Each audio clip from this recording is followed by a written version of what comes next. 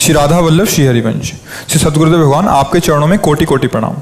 हे भगवान, इस शरीर के पिता निराकार उपासना में विश्वास करते हैं और मूर्ति पूजा का विरोध करते हैं। जब उनसे मिलते हैं तो सामने उनका विरोध तो अब नहीं करते, लेकिन मन में जलन रहती है। कैसे वे श्री राधा नाम की महिमा को समझें? सही बात तो यह है कि अभी उपासना में उनका प्रवेश ही नहीं हुआ है।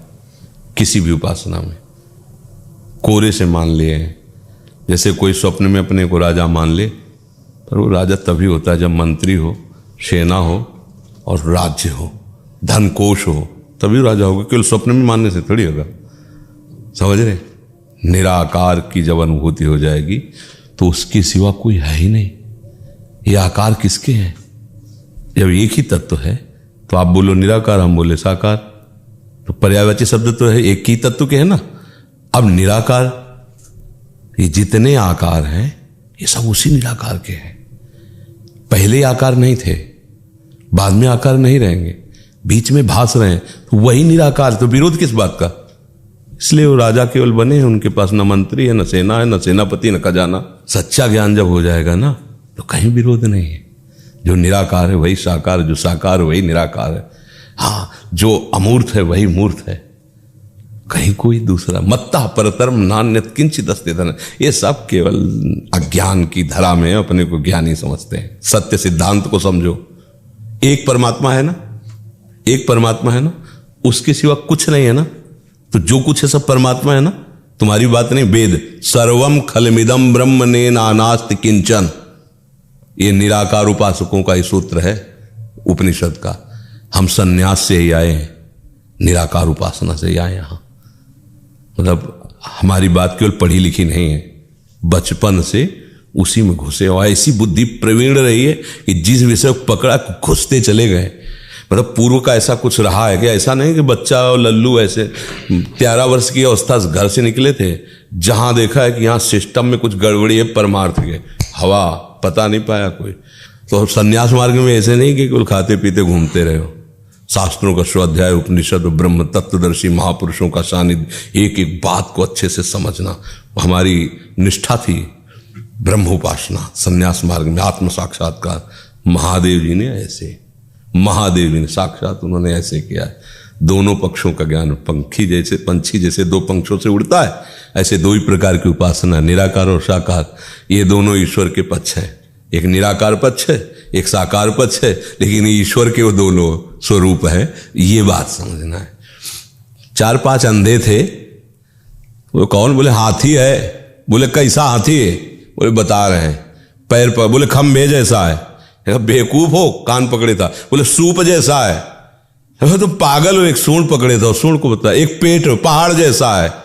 अब बताओ आंख वाला क्या करेगा? हंसेगा ना देख के। अरे तुम सब उसी हाथी के अंग का वर्णन कर रहे हो, पूर्ण हाथी तुम नहीं देख पा रहे हो, झगड़ा क्यों कर रहे हो?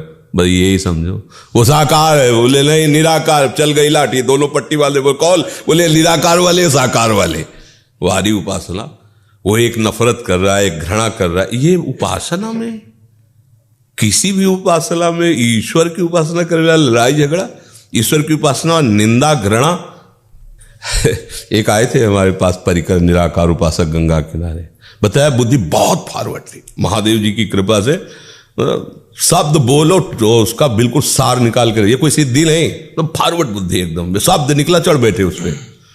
वो आए, शुरू यही मूर्ति पूजा और संन्यास वेश में ही थे, तो समझते थे हमारे पक्ष के हैं। और गुरु कृपा से उस समय भी दो नहीं है, द्वैत नहीं है, वही है, चाहे जिस रूप में मान लो वही है, उसके सिवा कोई नहीं। ये तो पहले वो कहें हम तो निराकार उपासक हैं और साकार को हम बिल्कुल नहीं मानते हैं ऐसा। उनसे कहा गुरु कौन है आपका? उन्होंने नाम बताया। निराकार है कि साकार है? अब इसका उत्तर क्या होगा? क्योंकि वो हाथ पैर वाले हैं ना गुरु। शब्द किसने दिया? निराकार ने कि साकार ने?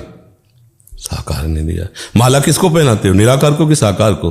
प्रणाम किसको करते हो जाके? साकार को कि निराकार को? घर में छवि रखे हो? बोले हाँ, तो किसकी है? साकार है कि निराकार है? जो जपते हो वो साकार है कि निराकार है? राम बोले तो राम शब्द है, आकार आया ना। कृष्ण बोले, ओम बोले, कुछ बोले ना, कुछ भी बोले ना, वो है क्या? झगड़ा करते घूमते हो, हाथ जोड़े घूम।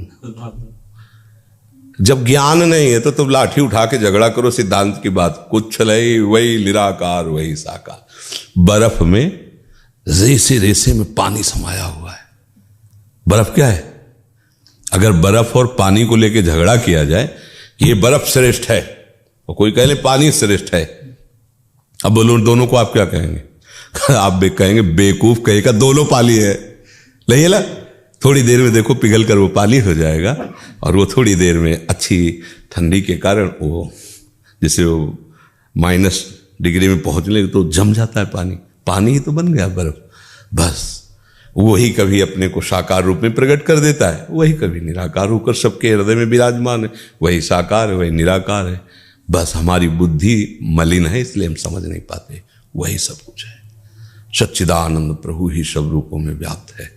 वो बहिरंतस्य भूतानाम अचरम चरमेव च सूक्ष्मात् तद विज्ञेयम दूरस्थम चांतिकेत, बहुत नजदीक है, वो बहुत दूर है, वो बाहर है, वो भीतर है, वो सूक्ष्म से सूक्ष्म है, अणुअणियान महतो महियान। एक बात कैसे तुम कह सकते हो कि बहुत सूक्ष्म है, तो महान कौन है?